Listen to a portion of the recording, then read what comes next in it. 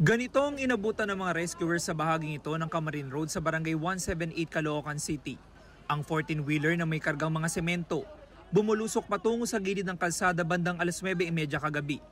Maswerteng walang nasugatan sa aksidente, pero nag-iwan ito ng pinsala sa ari-arian. Mula po dun sa bahaging yon ng Camarin Road ay bumulusok pababa itong truck na ito at tinamaan itong isang bahay. Kabilang sa nawasak ang kwarto ng bahay ng pamilya ni Mang Bernaldo. Nagko-computer daw noon ang kanyang bunsong anak na babae. Bigla na lang ako nakarinig ng sumabog at umusok ang buong bahay. Kaya napalabas ako bigla.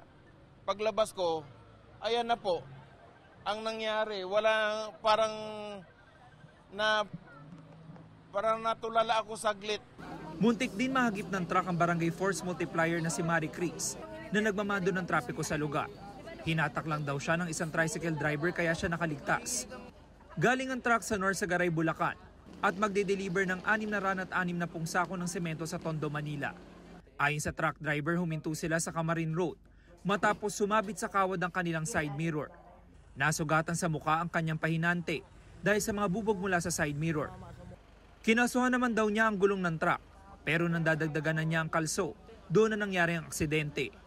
Pinatay ko makina tapos kinambyo ko para siya. Ang bala ko kasi dagdagan ko ng kalso. Pagbaba ko, may tumalo na yung truck sa isang kalso, hindi ko na napigilan. Ako humihingi sa inyo ng dispensa, hindi ko naman po sinasadya po yung pangyayari. Nakipag-areglo na ang kumpanya ng truck driver sa mga naapektuhan ng aksidente. Ayon sa mga taga-barangay, accident-prone ng lugar. Lalo pat pababa ito kaya palagi sila nagpapaalala sa mga motorista.